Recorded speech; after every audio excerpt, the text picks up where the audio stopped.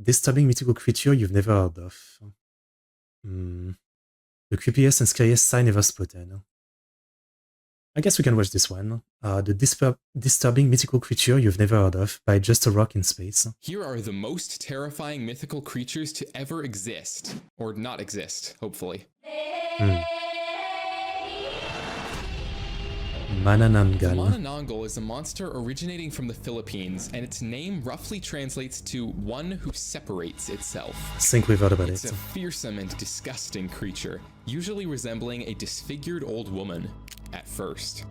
Last Halloween we watched a video about its it. unpleasant habit of fully detaching its torso from its lower body, entrails hanging out all over the place, and then sprouting enormous bat wings and just flying away into the night to hunt for food. What food, you ask? Yo. Well, during the hours of darkness, it will use its long proboscis-like tongue to suck blood from its human victims, specifically targeting newlyweds, lovers, newborn children, and grooms who were abandoned before marriage. And it's even known to extract fetuses from the bodies of pregnant women. What, you thought I was going to draw that, you desensitized freak? Nah, here's a kitten instead. Man. While it's hunting, the Manananggal makes a sort of tick-tick-ticking sound, and the farther away the sound seems to be, the closer the creature actually is, in order to confuse its victims. During its nightly hunt, the creature's lower half is just left standing somewhere, and this tiny design flaw is its one weakness.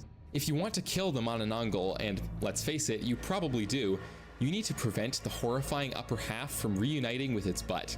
I recommend burning the thing, but you can also use salt, ash, or even garlic to ward off the torso, kind of like a vampire. That's it. If the better half of the Manananggal hasn't rejoined its severed ass by daybreak, it is believed to die, thank goodness. Despite the world getting more modern by the day, sightings of these creatures continue to be reported, especially in the Visayan regions of the Philippines. Don't forget to hit that subscribe button, or you might just get a visit from one of these gals tonight. Don't say I didn't warn you, cause By the way, while we watch the video like this, October is upon us, right? It's almost there. Halloween, all that. You know, I want to react to a lot of movies, maybe anime and shows that are horror, right? Maybe even YouTube videos and channels.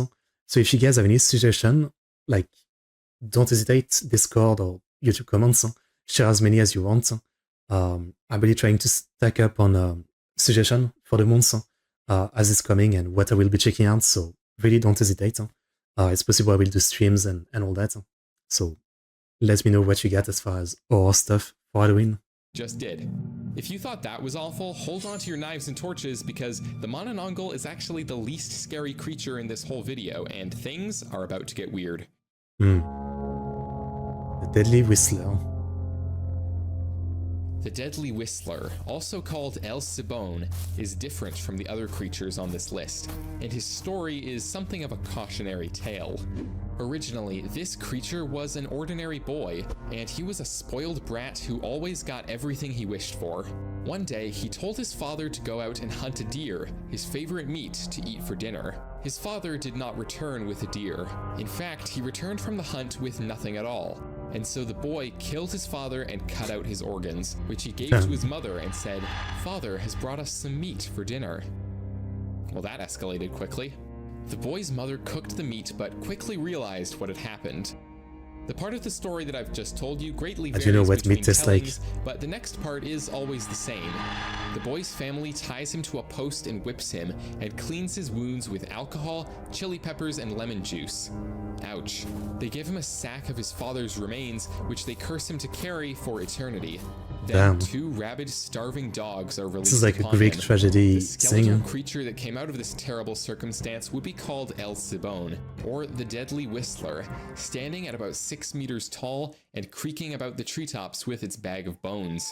If you hear El Sibon whistling That's a cool concept for an horror movie. You're in no danger, but if the whistling sounds distant, it means that your death is closer than you think.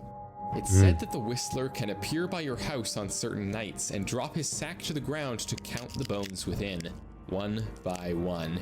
If someone in the house hears the Whistler outside, nothing bad will happen. However, if he spends the night counting unnoticed until dawn, someone in the house will die, and their That's why I'd be dead for like all this kind of horror stuff, because I sleep with an earphone with like rain sound or music. So, you know, be it like the Bone Man like this or like a Norman Shooter, I would not hear them, so I'm dead no matter what. Bones will be added to the bag. If you like this video so far, please don't forget to like this video, and if you don't like it so far,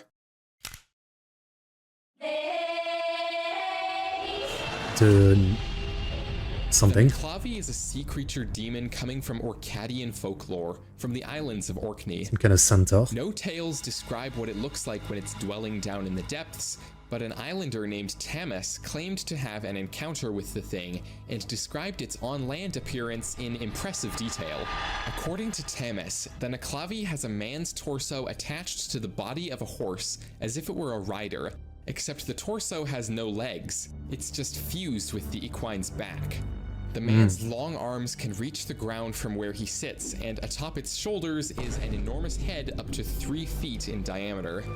Oh, I forgot to mention that the Neclavi has no skin, with black blood pulsating through yellow veins. The horse's head has an enormous gaping mouth that exudes toxic vapors, and one single eye burning like a red flame. Elden Ring boss. The creature's breath was thought to wilt crops, sicken livestock, and cause epidemics. In 1722, one of the islands of Orkney began the practice of burning seaweed for a number of boring reasons, including making soap and glass and improving soil for farming. The point is, the pungent smoke emitted by doing this is believed to have enraged the Neclavi and made it go on a wild rampage, causing plagues, destroying crops, and killing cattle and horses. This disaster seemed to spread to all of the islands in the business of burning seaweed.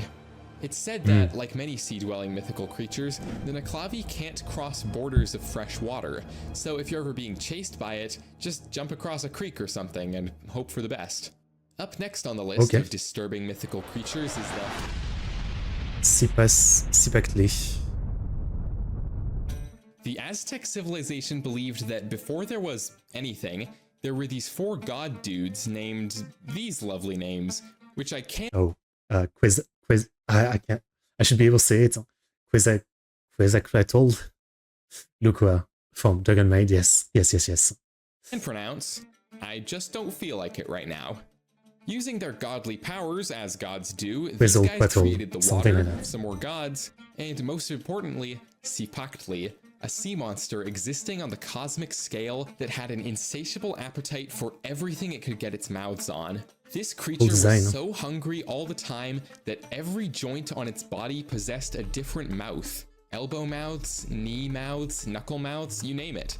This begs the question, if each joint has a mouth, and mouths themselves have joints, you know, for jaws and stuff, I was not a good student mouths have once I got to high school. And did those mouths have more mouths, and so on? Anyhow, as the before gods that I was a continued on normal with the creation student, I of think. everything, they realized they had a problem. Everything they made would just fall into the ocean and get eaten by Sipactli.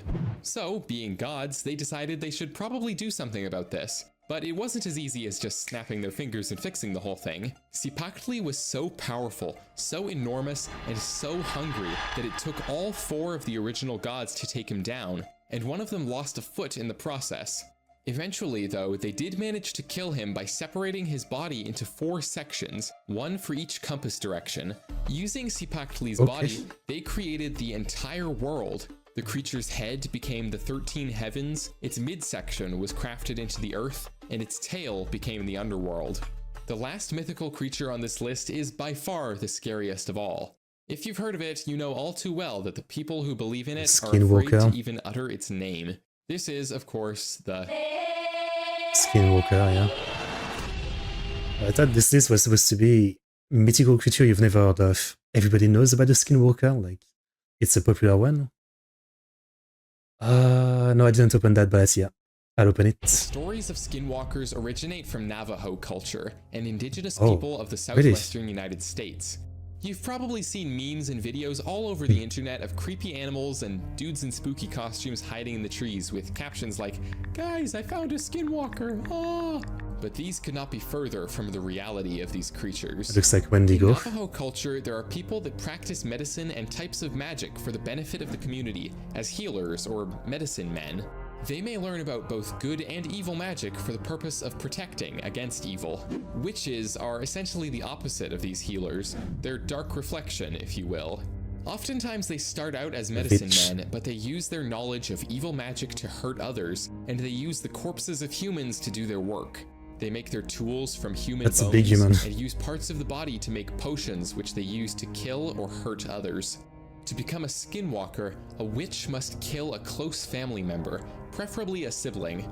This gives them the ability to shapeshift into different animals, usually predatory animals like bears, coyotes, and wolves, but they can assume the shape of any creature. It's kind of cool, actually. They choose their shape based on the abilities they need to do their evil work, such as claws, stealth, speed, or strength.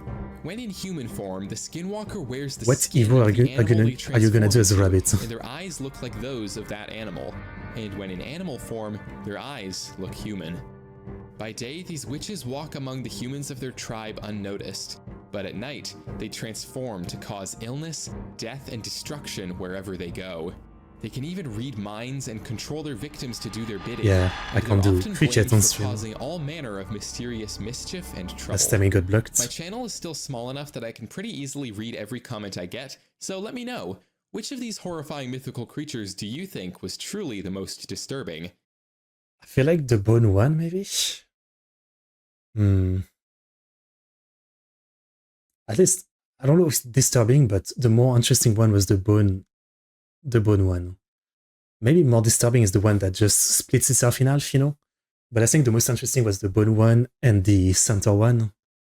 I think they were pretty cool concept. I liked both of them. Yeah. I liked both of them. Yeah. Good stuff. Very interesting. Very interesting.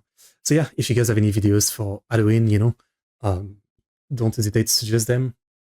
Not just Halloween, all of October I'll be doing that, as well as movies, shows, and stuff like that about horror. I'm not guaranteeing that I'm gonna do any of them, but I just need suggestion, you know, to get some ideas of what stream to do. That's the idea. Okay, well, interesting.